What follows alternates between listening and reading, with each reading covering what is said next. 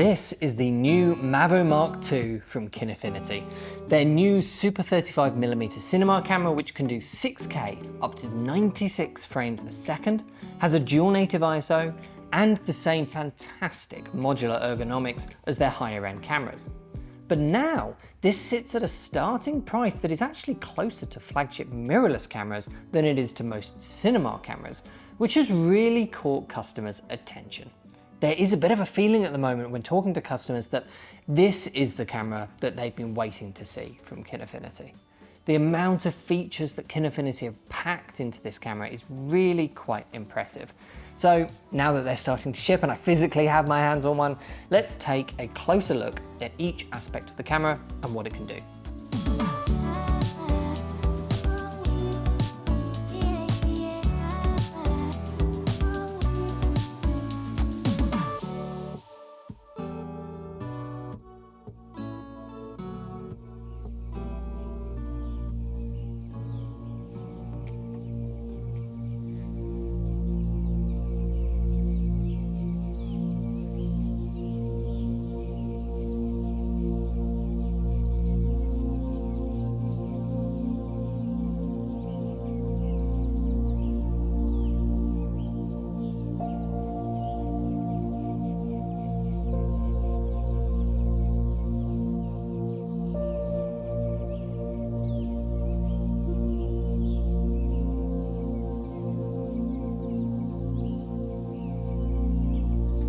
So the Mavo Mark II is exactly the same size body as the LF Mark II, Edge 6K and Edge 8K, which means you can use the exact same accessories, the same rigs on all four cameras, which is fantastic. So for this shoot with Corinne, I've got quite a simple, maybe medium size setup. So I've got two monitoring options. I've got their EVF for blocking out the sunlight, and I've got their nice 7-inch high bright screen, all attached to their Movcam top handle and side plate. The side handle is made by Tilta, it's one of their nice wooden side grips. I've got DZO Pictor lenses, Swit V-Lock batteries on the back, and a Tilta Mirage matte box with variable ND built into it. So ND is probably the biggest challenge with these cameras. Neither the Mavo Mark II or the LF Mark II have a built-in END system like the Edge 6K and Edge 8K do, which is a shame because that's one of my favorite parts of those cameras. It's a fantastic system. Now, obviously, ND filters are ND filters. There's a bunch of different ways of adding ND filters to your rig. Kinefinity have some of their own. They have some mount adapters which have that same END system built into them. So that's an EF mount or a PL mount. The challenge with those is that you can't swing the ND system out of the way to go clear. So to go clear, you need to have a separate mount adapter without the ND system in the bag ready to go to change mounts if you want to not be using ND all of a sudden. Or of course you can just do what we've done here. This is the Tilta Mirage matte box, which has a variable ND system built into it. So with the little dial on the top of the matte box, I can change my ND system. It's a really nice affordable way of adding NDs to a rig like this. The image quality has always been the main draw to Kinefinity for me. They've always had a lovely look and feel to the footage, and so far the Mavo Mark II seems to be behaving the same way. The log curve is very similar to ARRI Log C, and so even with Just Resolve's built-in ARRI lookup table applied, the footage tends to look fantastic straight away with no effort. This Super 35mm sensor is a new one for Kinefinity, so it's not the same sensor that's in the original Mavo S35. It measures 24 by 16mm, so that's not quite as wide as the Canon C70 or Red Komodo, but it is a bit bigger than the Sony FX30. And it's much taller than the C70 and Komodo, which makes it much more useful for anamorphic work. It's a rolling shutter sensor, but the readout speed is pretty decent, which is why of course we're able to get such high frame rates out of the camera. I don't have a scientific way of measuring rolling shutter here unfortunately, but it does pretty well in the classic old wild panning from side to side test.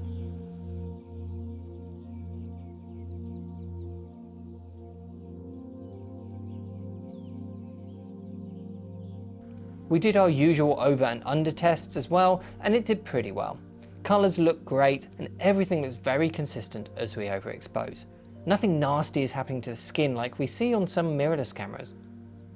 There is a bit of clipping of course once we get to 4 stops over, and 5 is long gone, as it is on basically every camera we've tested this way.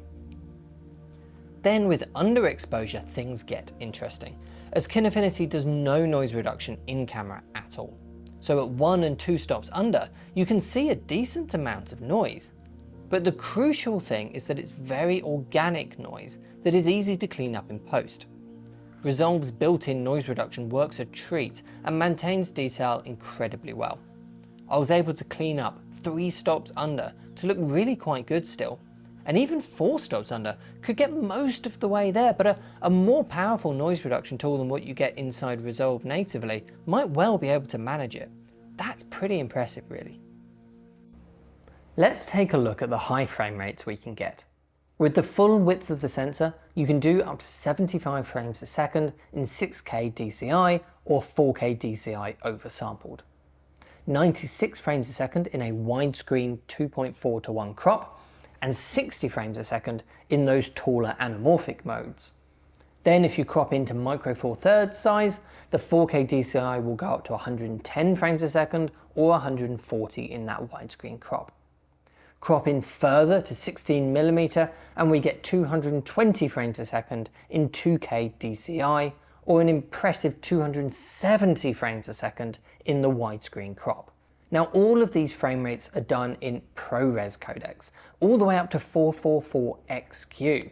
This is really important because on most cameras your image will become more compressed as you go up in those frame rates, and that's just not the case here. It does however mean that the files can become very large when you're in those really high frame rate modes, so you do need to be prepared for that. If we compare those frame rates to some of the other most relevant cameras on the market, we can see how this fits into the bigger picture of the camera market as a whole. The C70 and FX6 both have similar max frame rates when you look at them on a chart like this.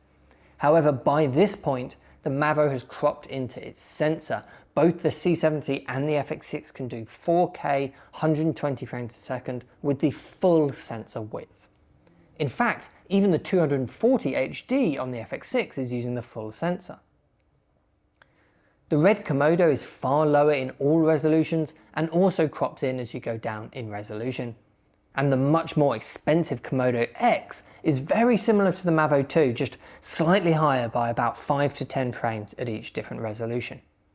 The Blackmagic Ursa 12K though is a big step above everything else here, both in terms of resolution and frame rates because of that different sensor technology that it uses. But more importantly than the numbers is how the footage actually looks, of course. And it looks fantastic, really rich and detailed in both the 6K and the 4K crop modes. The HD 16mm crop starts to get softer and noisier as you'd imagine, but with some noise reduction in Resolve, it can clean up really easily indeed. It also responds really well to adding sharpening, so with a combination of both, you can very easily improve the way that the HD slow motion footage looks in post, and this is all because it is using those full ProRes modes. The sensor has a dual native ISO of 800 and 3200, and it will automatically swap between the two depending on what ISO value you're using at the time. Being a smaller sensor and a lower native ISO than the LF Mark II and the Edge 6K, I wouldn't expect this to do quite as well at high ISOs in a side-by-side test between the two. But it definitely performs better than the previous generation Mavo, and I'd love to compare it to a bunch of the other cameras I've mentioned in this video. The C70, FX30, Red Komodo, Ursa 12K, any cameras like that. I'd be surprised if this Mavo 2 didn't do pretty well, if not really come out quite near the top of that comparison with high ISOs. The LF Mark II will do better, but I'm very happy with the high ISO performance on the Mavo 2. The taller sensor compared to most other similar cameras does mean that the camera is very well suited to anamorphic work. We get a 6K open gate mode which can do up to 60 frames a second, and the camera lets you monitor that image with a bunch of different D-squeeze values.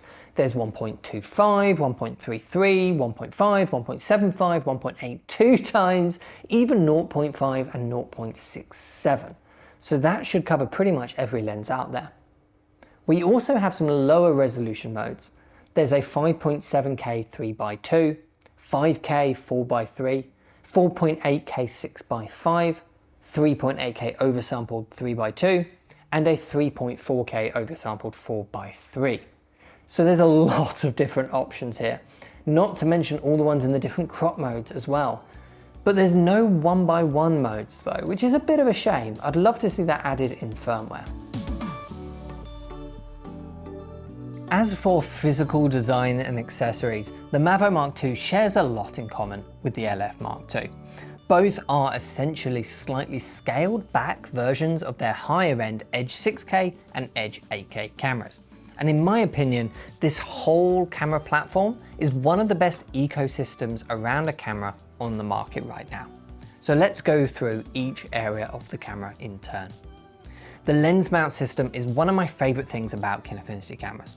It has a completely interchangeable system so that you can choose between Sony E-mount, PL mount, EF mount, and a couple of others as well. The new Active E and Active PL mounts screw directly onto the front of the camera, as does the KineMount, which is Kinefinity's own mount system and lets you use other mount adapters. This is how you can use EF lenses, and you can choose a regular EF, EF with a focal reducer built in, which would be nice on this camera, or EF with an electronic variable ND system as well. You can also use PL mounts via the KineMount, although I personally prefer the Active PL, which screws directly into the front of the camera, just because it's that little bit stronger. But if you want PL with the END system inside it, there is a mount adapter for that.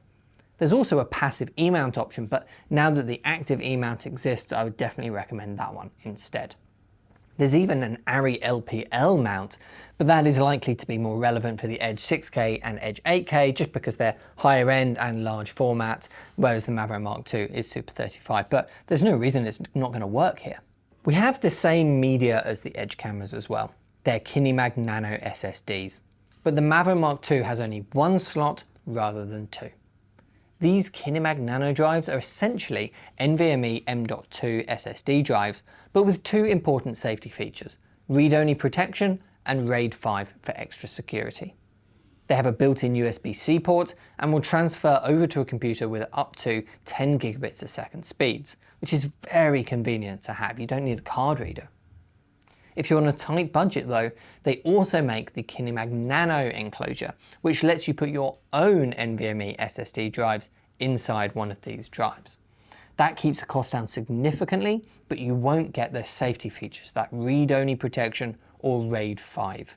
For power, there are a lot of different options. The camera draws itself a max of 27 watts, and it has a USB-C mains cable which can accept between 11 and 26 volts. On the back of the camera is a hybrid battery plate, which lets you use either Velox or BPU style batteries. And then on the bottom of the camera is their UPS pogo pin, so that the Movcam UPS base plate, which is part of their Pro accessory pack, will still work. It uses two MPF style batteries hidden inside the base plate in order to power the camera while you change one of the main batteries. That's a fantastic system. It reduces the amount that you have to power the camera down, which is good because the camera takes about 37 seconds at the moment to boot up. However, on the current firmware at least, you still won't be able to run the whole day without powering down and seeing that 37 seconds wait time. Not because of your power, it's because of the media. To recognize a new SSD drive, the camera needs to be booted up with it attached. So to change your media and swap over to a new card, you are going to have to power cycle the camera and wait for that boot up time, which, to be honest, is frustrating. Hopefully Kinefinity can add the ability to either mount and unmount your drives while the camera is powered on, or do something about that boot time in firmware. There are lots of different options for monitoring here. Kinefinity have their range of camera-specific options, and the cameras have SDI ports, of course. Now there's no HDMI on these cameras because on previous cameras that was causing some problems with power surges and it was damaging the cameras. You do get two SDI ports though, and you can choose if you want them clean or with overlays and menus, if they have a lookup table on the image, and even what frame rate they're going to be fed. For the lowest latency, it's best to keep that frame rate as high as possible. The official monitors from Kinefinity though use their own proprietary video ports, and you get two of those on the front of the camera.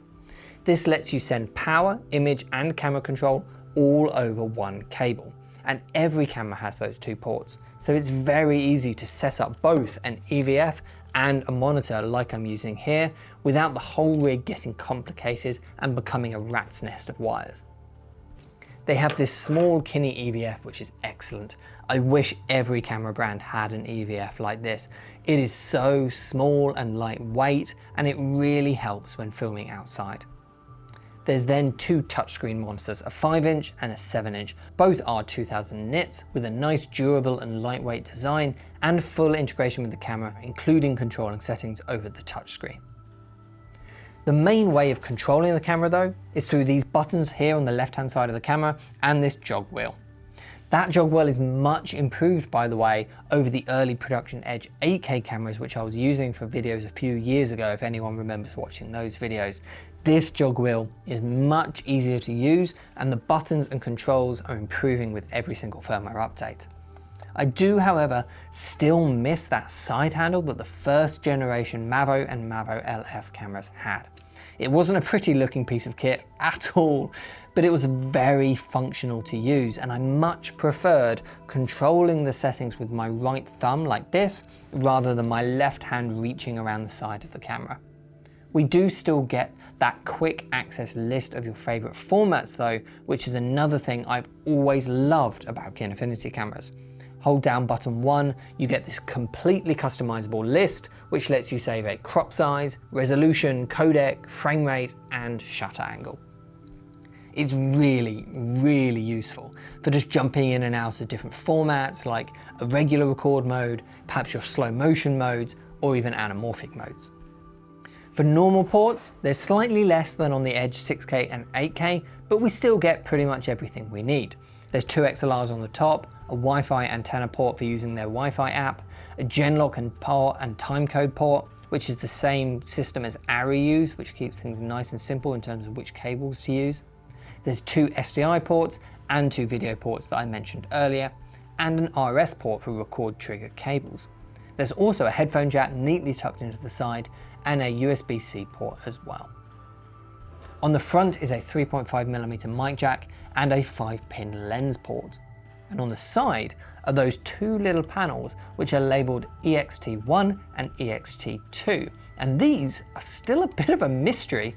When I first saw the Mavo Edge 8K a few years ago, I was hopeful that these are going to be used for some sort of side handle accessory that I mentioned just earlier. But 2 years later, nothing has appeared. But I assume Kinefinity are going to use them for something at some point, so I'm hoping out hope that that side handle still might come. We'll have to wait and see. But overall, it is quite a comprehensive suite of ports, especially when you compare it to more documentary-focused camera designs like the Canon C70 or Sony FX30 or FX6. I think for a lot of customers, this is going to be a really interesting camera. It's hard to know what to compare it directly to. Sony don't really make anything in this category. The FX30 is much less feature-rich, and the FX6 is full frame. Canon have the C70, which is definitely more of a fair comparison, but that's a very different design with a bit more of a documentary approach to its design rather than the modular one, which narrative work tends to favour a bit more. The Red Komodo is an obvious comparison, but that's a lot more expensive than the Mavo, especially once you consider in the accessories as well. It does have global shutter though, and a fantastic RAW format.